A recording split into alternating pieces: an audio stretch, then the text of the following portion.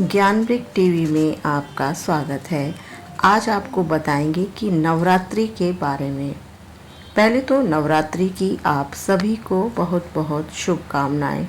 माता रानी आपकी सभी मनोकामनाओं को पूर्ण करें और करेंगी भी, क्योंकि हम सभी नवरात्रों में पूजा, मंत्र, जप, तप सभी कुछ बहुत अच्छी तरह से करते हैं और माँ जगदम्बे को प्रसन्न करते हैं। हर बार की तरह हम दुगने उत्साह से माँ की सेवा अर्चना करते हैं। इतना करने पर भी कई बार हम कुछ ऐसे नियमों का उल्लंघन अनचाहे जाने अनजाने में कर देते हैं, जिसकी वजह से नवरात्रे सफल नहीं हो पाते। हमसे बहुत सी गलतियां हो जाती हैं। ऐसी कौन सी गलतियां हैं जिनसे हमें बचना चाहिए और कौन कौन सी बातें हैं जो हमें अवश्य करनी चाहिए, जिससे आपके घर में पॉजिटिव एनर्जी आए और माता रानी आपका घर धन संपदा और धन धान्य से भर दे। माता रानी में एक एनर्जी होती है जिसे हम तभी महसूस करते हैं जब हम सही प्रकार से उनकी पूजा पाठ व नियमों का पालन करते हैं। चलिए ये माता रानी की प्यारी सी वीडियो को हम शुरू करते हैं। सबसे पहले कमेंट्स में जय माता दी लिख दें और आप सभी का प्यार हमें जो मिल रहा है उसके लिए आपका बहुत बहुत धन्यवाद। हमारे इस छोटे से चैनल ज्ञानवृक्ष टीवी को आपने पसंद किया, उसके लिए आपको धन्यवाद। Thank you. सबसे पहला नियम होता है नवरात्रों में आपको झूठ नहीं बोलना है। झूठ तो वैसे भी हमें बोलना ही नहीं चाहिए, पर नवरात्रों में विशेष ध्यान रखें कि आप झूठ ना बोलें। झूठ बोलने से होता क्या है कि आपका मन स्वयं ही अपवित्र सा हो जाता है। यदि मन अपवित्र हो जाता है तो शरीर दूषित सा लगता है। साधना पूजा के दौरान कभी भी झूठ नहीं बोलते, अन्यथा आपको पूजा का पूरा फल नहीं मिलता। ये तो वही बात हो जाएगी कि बगल में छुरी और मुंह में राम राम। दूसरी बात, साधना के दौरान यानी पूरे नवरात्रों के दौरान आपको कम बोलना है। इससे मतलब है कि आपकी बॉडी में ऊर्जा बनी रहे। बेकार में अपनी ऊर्जा को व्यर्थ ना करें। जितनी एनर्जी आप स्टोर करेंगे उतना ही आप आगे बढ़ेंगे। साधना में थकेंगे भी नहीं। अगली बात, जो लोग साधना करते हैं उन्हें बेड पर नहीं सोना है। आप एक फीमेल हैं तो आप हस्बैंड के साथ सो गए हैं या आप अपने भाई बहन के साथ सो गए हैं, तो अब सोने से होगा क्या कि माता रानी कुछ अनुभव करवाना चाहती हैं। आप किसी के साथ सोओगे तो वो नहीं होगा। आप ऊर्जावान स्थिति में हैं क्योंकि आप पूजा पाठ में लगे रहेंगे। आप में ऊर्जा का संचार होता है। जो भी आपके साथ सो रहा होता है, क्योंकि उसका आचरण उतनी पवित्रता से नहीं रहता जितना आप पूजा पाठ करके अपने आचरण को बना रहे हैं। तो क्योंकि आप पूजा पाठ में लगे हैं, जिसकी वजह से आपको अपनी उपस्थिति का माता रानी आभास नहीं करा पाती हैं। जो व्यक्ति साधना करेगा उसी को तो माता रानी दर्शन देंगी। आपका आभा मंडल अब तेजवान हो चुका है। आपके नवरात्रे में एक अलग ही जगह पर आपको सोना है। हो सके तो घर के मंदिर में ही सोएं। कुछ लोग कहेंगे कि घर में उतनी जगह नहीं है। कोई बात नहीं, ट्राई करो कि ज़मीन पर थोड़ी सी अलग जगह बनाकर सो, क्योंकि सिर्फ 9 दिन की ही बात है, जिससे माता रानी आपको अपनी उपस्थिति का अनुभव करा सके। इसी प्रकार आता है ब्रह्मचर्य का। आपने सुना होगा कि साधना पूजा करें तो ब्रह्मचर्य का पालन करें। आखिर इसका अर्थ क्या है? आपको अपनी ऊर्जा को बॉडी में सेव करके रखना है। जब आप अपनी ऊर्जा को सेव करते हैं तो आप ऊपर की तरफ उठते हैं, आपकी कुंडलिनी शक्ति जागृत हो जाती है। ब्रह्मचर्य का मतलब यह नहीं कि हम पति या पत्नी को टच नहीं कर सकते, ऐसा नहीं है। ब्रह्मचर्य का मतलब है कि आपके मन मस्तिष्क में गलत विचार ना आए, आपका आचरण शुद्ध हो, आपको कामों को चीज़ों के बारे में नहीं सोचना है, ना ही मन को उनकी ओर ले जाना है। ब्रह्मचर्य का पूरा अर्थ है कि मन को पवित्र रखना है। अगला पॉइंट आता है संकल्प। कुछ लोग बिना संकल्प के ही पूजा पाठ प्रारंभ कर देते हैं, जिससे उन्हें पूजा का पूरा फल नहीं मिल पाता और उनकी मनोकामनाएं भी अधूरी रह जाती हैं। पूजा प्रारंभ करने से अपने दाएं हाथ में जल लेकर या अक्षत लेकर संकल्प लें। जैसे पंडित जी पूजा के दौरान करवाते हैं, उसमें फूल भी रख सकते हैं, कोई दक्षिणा भी रख सकते हैं। 1, 5 या 11 रुपये। आसन पर बैठ जाएं, दिया जलाएं, मंत्र के साथ दिया जलाने का मंत्र मेरी वीडियो में है, आप डिस्क्रिप्शन में देख सकती हैं। फिर भी आपको मंत्र यहाँ बता दिया जा रहा है। मंत्र है शुभम करोति कल्याणम आरोग्यम धन संपदा शत्रु बुद्धि विनाशाय दीप ज्योति नमस्तुभ्यम। ऐसा मंत्र बोलकर दीप जलाएं। फिर अपने हाथ में जल पुष्प दक्षिणा लेकर अपना नाम बोलिए, अपने पिताजी का या पति का नाम बोलें, अपना पता बताइए, आप कहाँ के निवासी हैं।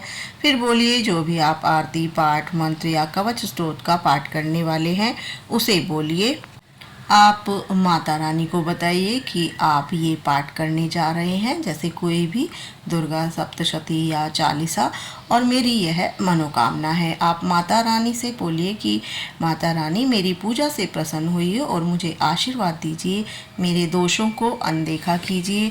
मैं नादान हूँ, सारी पूजा विधि नहीं जानता या जानती, जितना कर पा रहा हूँ या कर पा रही हूँ उसे स्वीकार कर लीजिए, मेरी पूजा पाठ स्वीकार कीजिए।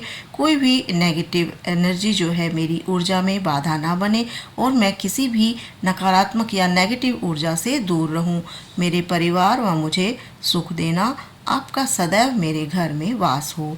आप अपनी कृपा सदैव हम पर बनाए रखना। ऐसी प्रार्थना करके जल को नीचे धरती पर गिरा दें, धरती को स्पर्श करें और अपनी साधना आरती पाठ जो भी आप करना चाहते हैं उसे प्रारंभ करें। इसके बाद आता है कन्याओं का पूजन। सभी को पता है कि नवरात्रि में कन्या पूजन किया जाता है, पर क्या आपको मालूम है कि नवरात्रि में यदि आप रोज भी 1 या 2 कन्याओं का पूजन करते हैं, ज़्यादा कभी करते हैं, तो बहुत ही शुभ होता है, क्योंकि पूजन करने से माता रानी अत्यंत प्रसन्न होती हैं। पूजन नहीं कर सकते तो कन्याओं को कुछ फल या दान दे सकते हैं, कोई गिफ्ट वगैरह दे सकते हैं, छोटा सा ही हो चाहे, और संभव हो तो रोजाना कन्याओं से आशीर्वाद लें। रोज कन्याओं का आशीर्वाद लेने से आपकी पूजा का फल बढ़ता है, क्योंकि ना जाने माता रानी किस रूप में आकर आपको आशीर्वाद दे जाए। जय माता दी। नेक्स्ट बात करते हैं, वो है मंदिर सेवा। नवरात्रों में आप मंदिर सेवा अवश्य करें, जैसे भगवान के वस्त्र आदि दान करें, चुनरी चढ़ाएं, श्रृंगार का सामान अर्पित करें। हो सके तो थोड़ा सा प्रसाद रोज मंदिर में जाकर चढ़ा दें, जैसे गुड़ मिश्री किशमिश या जो भी आपकी श्रद्धा हो। मंदिर में आप सफाई कर सकते हैं, पंडित को आप चाय नाश्ता या भोजन करा सकते हैं। पूजन सामग्री हवन सामग्री धूप दीप घी कुछ भी आप दान कर सकते हैं। जब भी आपके सामान को आप मंदिर में उपयोग किया जाएगा तो उसका फल आपको अवश्य मिलेगा। अब बात करते हैं कुछ नाखून व बाल काटने की। तो ये सब आप नवरात्रों में पहले से ही करवा लें। जो वर्किंग पर्सन है, मेल या फीमेल जो भी, उनकी बात अलग है, उन्हें शेव करनी होती है तो वो कर सकते हैं। नवरात्रों में आपको ना नाखून काटने हैं ना ही बाल काटने हैं। वैसे भी बाल और नाखून 9 दिन में तो नहीं बढ़ते, तो आप ये सब जो है रुक्स के लिए रुक सकते हैं और बहुत ज़रूरी हो तभी काटें। बात करते हैं नवरात्रों में आपको किस रंग के कपड़े पहनने चाहिए। ऐसे कलर चूज़ करें जो पॉजिटिव एनर्जी अट्रैक्ट करे, जैसे हरे पीले लाल गुलाबी सफ़ेद हल्के नीले। काले रंगों से बचें। माँ काली की अगर उपासना कर रहे हैं तो ब्लैक पहन सकते हैं, जितना हो सके लाल रंग के कपड़े पहने। माँ को भी लाल रंग प्रिय होता है, जिससे माता रानी की ऊर्जा जल्दी अट्रैक्ट होती है। रोज एक नियत समय पर सुबह स्नान कीजिए, धुले साफ वस्त्र पहनिए, पूजा कीजिए, फिर घर के काम शुरू करें। अगर लंबी पूजा करनी है तो सुबह आरती वगैरह करके दीपक जलाकर पूजा कर लें। बाद में नियत समय पर अपने मंत्र या स्तोत्र या पाठ जो भी आप करना चाह रहे हैं, शाम की पूजा में आप ये सब कर सकते हैं। कुछ लोग देखे हैं कि व्रत तो रख लेते हैं लेकिन देर से सोकर उठते हैं और पूजा भी उनकी लेट होती है। जब मन चाहा पूजा की, ऐसा आपको नहीं करना है, इससे बचें, नियमों से चलें, आपको अधिक शांति मिलेगी। वरना आपका मन तो पूजा करने का करता रहेगा पर सब डिस्टर्ब रहेगा, अस्त व्यस्त रहेगा और आप चिड़चिड़े हो जाएंगे, इरिटेट हो जाएंगे, गुस्सा आएगा। गुस्सा करना भी नवरात्रों में बिल्कुल वर्जित है। किसी को भी अपशब्द ना कहें, किसी की निंदा ना करें, किसी की चुगली ना करें, वरना पूजा व्यर्थ हो जाती है। लड़ाई झगड़े से जितना हो सके बचें। घर में शांतिपूर्ण माहौल बनाकर रखें। हंसी खुशी से रहें, तभी माँ भी प्रसन्न होगी। जहाँ कलेश होता है वहाँ से तो लोग ही चले जाते हैं, फिर माता रानी वहाँ क्यों रुकेंगी या क्यों आएंगी। आपको करना है लेदर की वस्तुओं का भी त्याग। त्याग मतलब उनका 9 दिन इस्तेमाल नहीं करना है, जैसे पर्स, जूते या कोई भी ऐसा सामान जो लेदर से बना हो, ताकि व्रत की पवित्रता बनी रहे, नवरात्रों की पवित्रता बनी रहे। आप मानसिक जाप हमेशा करते रहें, जैसे आप नमो दुर्गाय या जय श्री राम या जो भी मंत्र आपको अच्छा लगे, कोई भी आप कर सकते हैं। ऐसा करके आप माँ को सदैव अपने पास महसूस करेंगे। आप एक छोटा सा हवन भी रोज 9 दिन तक कीजिए। माँ के नाम की आहुतियाँ दीजिए। छोटी सी थोड़ी सी हवन सामग्री लेनी है, उसमें कपूर, लौंग, घी, तिल और अक्षत डालकर हवन करें। माँ का नाम ले, माँ के नाम की आहुतियाँ दें।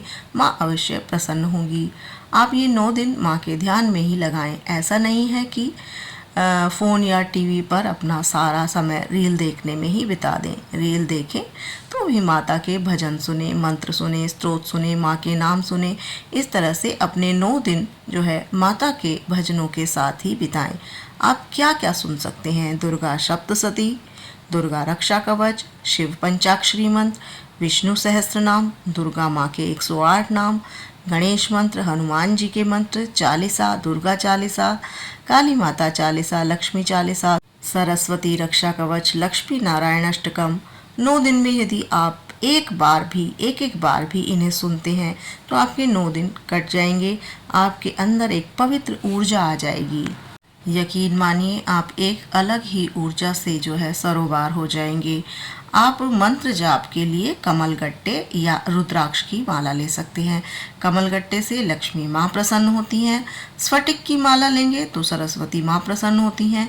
रुद्राक्ष की माला से महाकाली प्रसन्न होती हैं, जो कि दुर्गा माँ का ही साक्षात रूप है। अगर आपके घर में नेगेटिव एनर्जी अधिक लगती है, आपको लगता है कि आपके घर पे कुछ किया कराया सा लगता है, तो आप एक उपाय करें। आप बाज़ार से 11-21 नींबू ले आएँ या बिना दाग वाले ले। काली माँ का ध्यान करते हुए ओम ऐं ह्रीं क्लीं चामुंडाय विच्चे इस मंत्र का जाप करते हुए इसकी एक माला बना लें। धागा आप लाल रंग का कलावा ले सकते हैं। बड़ी सुई से माला बनाएं और माला बनाने के बाद हर लेमन पर तिलक करें और बोलते जाइए कि हे माँ, मेरे घर से बुरी शक्तियाँ बाहर कर दीजिए।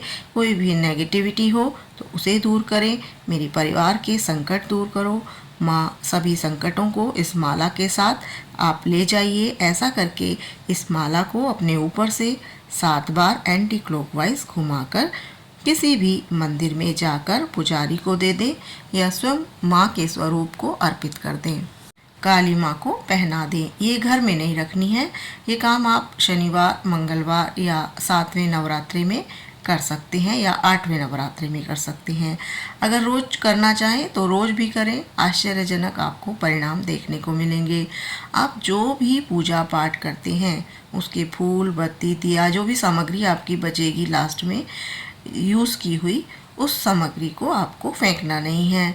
आपको कूड़े में नहीं फेंकना है। आपको उसे साफ बहते जल में बह दें या फिर आपको किसी पेड़ की जड़ में उसे छोड़ दें।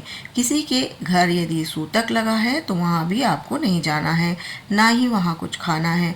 बहुत ही आवश्यक हो तब जाएं, तब माता रानी आपको माफ़ भी कर देंगी। आप एक पोटली ज़रूर बनाइए। इन नवरात्रों में आपको एक धन की पोटली बनानी है।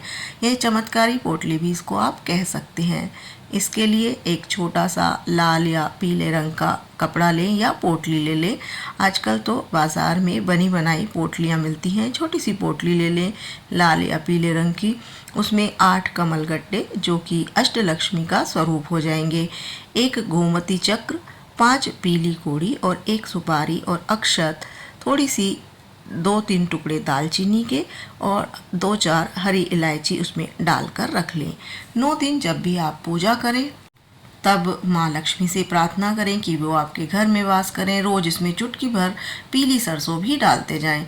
आखिरी नवरात्र में पूजा करने के बाद इसमें एक हल्दी की गांठ डाल दें और बांधकर कुछ दक्षिणा भी इसमें डालकर रख दें। अपने धन स्थान पर या अपने लॉकर में रख लें। माँ लक्ष्मी अपने अष्ट रूपों में विराजमान होकर पोटली में वास करेंगी और आपके घर में दिनों दिन दोगुनी चौगुनी बरकत होनी आरंभ हो जाएगी। नवरात्रों में आप जाप किसी भी समय कर सकते हैं, सुन सकते हैं, चाहे रात हो या दिन हो। 9 देवियां आपको पावरफुल बनाएंगी। दुर्गा माँ, शक्ति, सरस्वती माँ, ज्ञान, लक्ष्मी माँ, धन संपत्ति, जो कि 3 देवियां माँ अम्बे में ही समाई हुई हैं, जो वैष्णो देवी के मंदिर में भी 3 पिंडियों के रूप में विराजमान हैं। माँ काली, माँ लक्ष्मी और माँ सरस्वती उनके ही स्वरूप हैं। अब इतनी ढेर सारी बातें आपसे की, आशा है कि आपको जानकारी अच्छी लगी होगी। अगर अच्छी लगी है तो माँ के नाम को लिखकर अवश्य जाएं। जय माता दी। और इतना आदर व प्यार देने के लिए आपका बहुत बहुत धन्यवाद। माता रानी नवरात्रों में आप सभी की सभी सारी मनोकामनाएं पूरी करें, कष्टों को दूर करेंगी, आपके घर में माँ का वास हो, ऐसी शुभकामना के साथ मैं आपसे विदा लेती हूँ। शुभ नवरात्रि। जय माता दी।